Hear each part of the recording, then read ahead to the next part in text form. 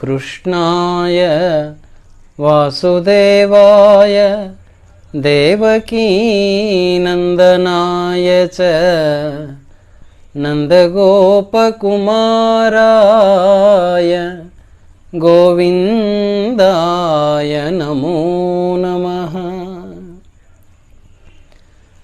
వందే నందౌరజస్త్రీణాం పాదరేణుమభీక్ష్ణసః యాసాం హరికథోద్గీతం పునాతి భువనత్రయం. వేణుగీతంలోకి పునఃస్వాగతం. మన గోపికల బృందమంతా కృష్ణుని వేణుగానానికి ఆ బృందారణ్యంలోని వివిధ జీవరాశులు ఎలా స్పందిస్తున్నాయో వివరిస్తూ వచ్చారు. ముందు భాగంలో పక్షులు ధ్యానమగ్నులైన మునీశ్వరులలాగా ఆ శ్రీకృష్ణుని వేణుగానాన్ని వింటూ పారవస్యంతో స్థాణువులయ్యాయి అని చెప్పుకున్నాం. అలా నాదప్రస్తారం జరుగుతూ ఉండగా మన గోపికల దృష్టి ఆ దగ్గరలోని నదుల మీద పడింది.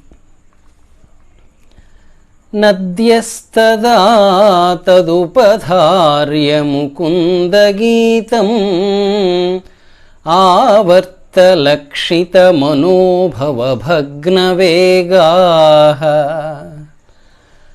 ఆలింగనస్థగితమూర్మిభుజైర్మురారేః గృహ్ణంతి పాదయుగళం కమలోపహారాః.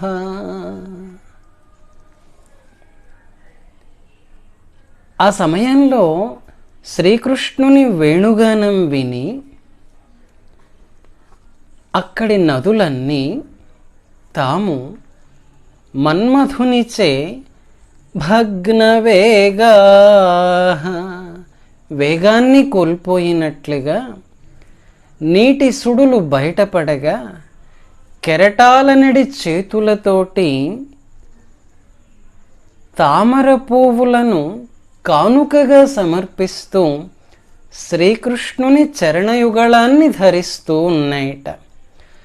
గృహంతి పాదయుగళం కమలోపహారాః.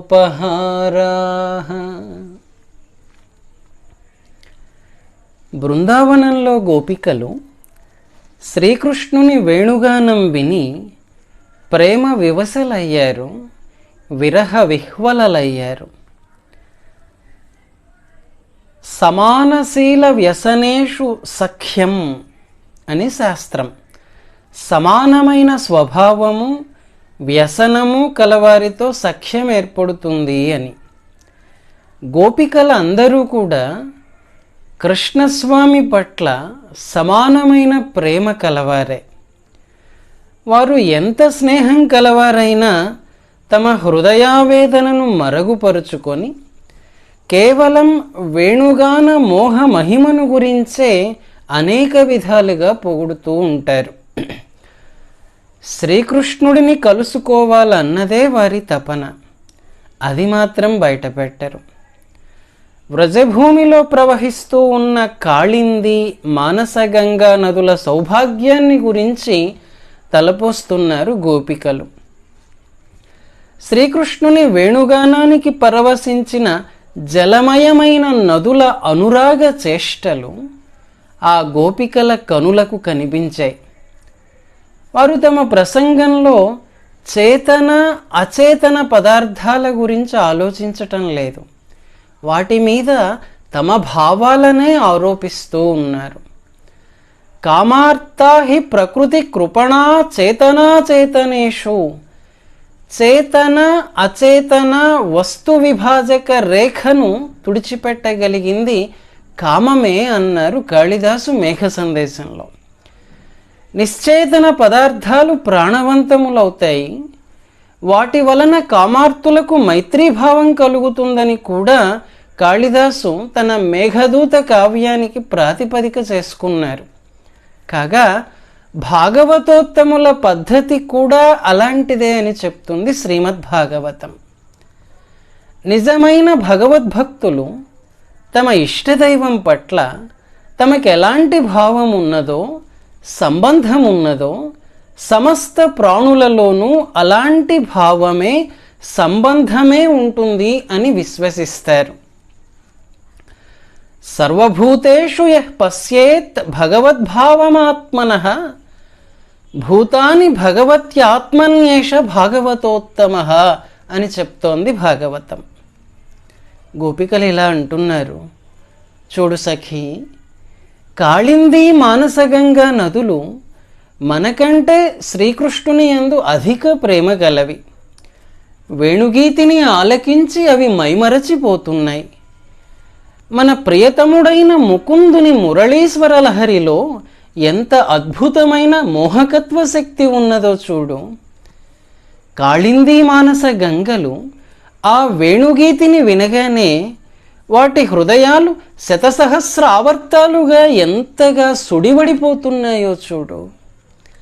ఆ నదులలోనివి సుడులు కావు సుమా, అవి తమ హృదయ భంగిమలను వ్యక్తం చేస్తున్నాయి.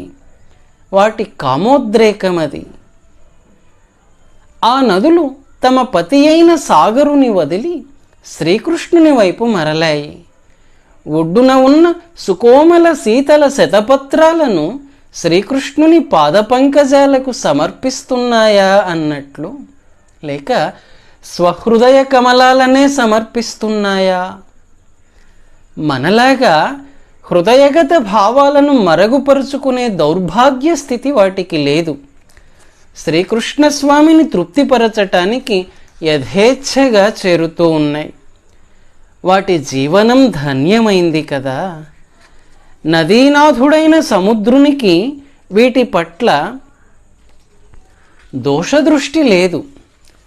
సఖీ, మన పట్ల మన భర్తలకు దోషదృష్టి ఏర్పడటం మన దురదృష్టమే కదా. ఆ నదులు మన వంటివి కావు, దేవతాత్మకలవి. భగవంతుడిని ఆలింగనం చేసుకునే సదవకాశాన్ని అవి మాత్రం జారవిడుచుకోవు. తరంగ హస్తాలతో ఆ కృష్ణస్వామిని కౌగిలించుకోవటానికి వేగిరపడుతున్నాయి చూడు. ఇలా చెప్పుకుంటూ ఉన్నారు. కృష్ణునికి మురారి అనే పేరుంది. మురుడనే రాక్షసునికి శత్రువై అతడిని సంహరించినవాడు అని అర్థం. కృష్ణచంద్రునికి గర్గమహాముని నామకరణం చేసేటప్పుడు నారాయణ సమోగుణై అన్నాడు. శ్రీమన్నారాయణునితో సమాన గుణశాలి ఈతడు అన్నాడు. శ్రీమన్నారాయణుని సేవించటం వలన స్త్రీల పాతివ్రత్య ధర్మానికి ఏమాత్రమూ భంగం వాటిల్లదు. ఆ నారాయణుడు ఈ కృష్ణుడే కాబట్టి ఇతని పాదపద్మాలను సేవించటం వల్ల మన పాతివ్రత్య ధర్మానికి ఎలాంటి హాని కలుగదు. దేవతాత్ముడైన సముద్రునికి ఈ విషయం తెలుసు. తమ భార్యలు శ్రీకృష్ణుడిని సేవించటం వల్ల వారికే కాకుండా తనకు కూడా శ్రేయస్కరమని గ్రహించాడు అతడు. మన భర్తలు ఉన్నారు మందబుద్ధులు, ఏం చేస్తాం, మన కర్మ. ఇలానూ అనుకున్నారు. ఈ శ్లోకంలో మురారి అనే నామం శ్రీకృష్ణునికి పర్యాయ పదంగా ఉంది. మురాసురుని వధించి శ్రీకృష్ణుడు మురారి అయ్యాడు. మరి ముర శబ్దానికి 4 అర్థాలు ఉన్నాయి. మురః క్లేశోచ సంతాపో కామభోగేచ్ఛ కర్మణం దైత్యభేదే హరిస్తేషాం మురారిస్తేన కీర్త్యతే అని.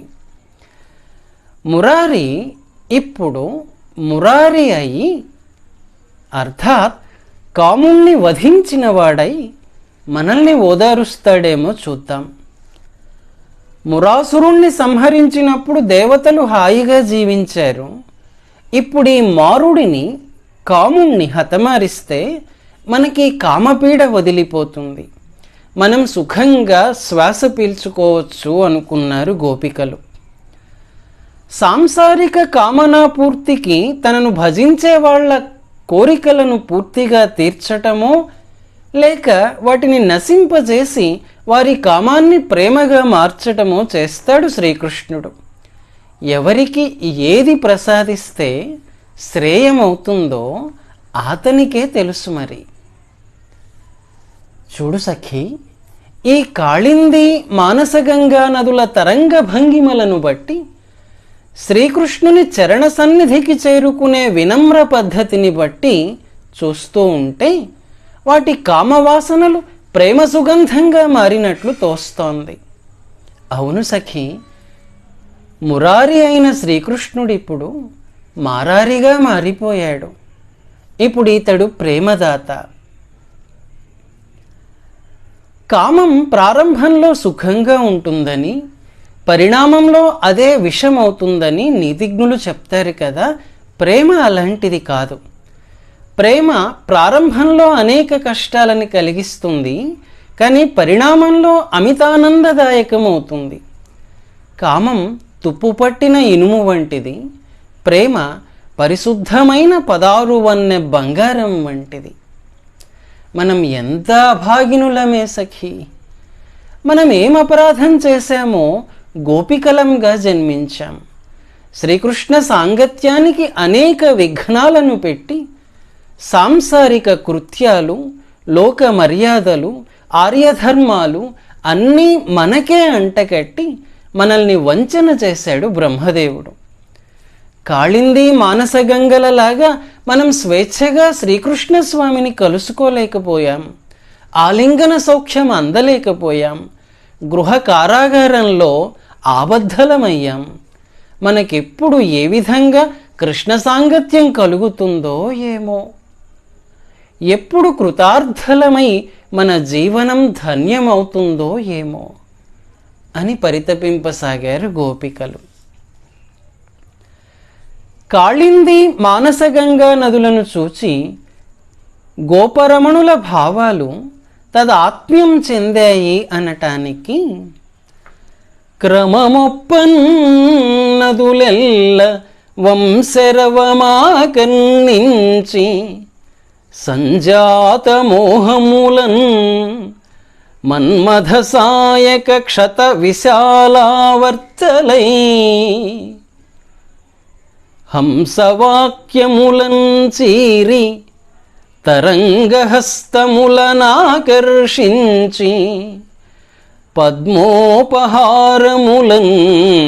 కృష్ణ పదార్చనంబు సలిపెన్ రామా విలోకించితే అన్నారు పోతన్న గారు. తరువాయి భాగంలో మళ్ళీ కలుద్దాం. స్వస్తి.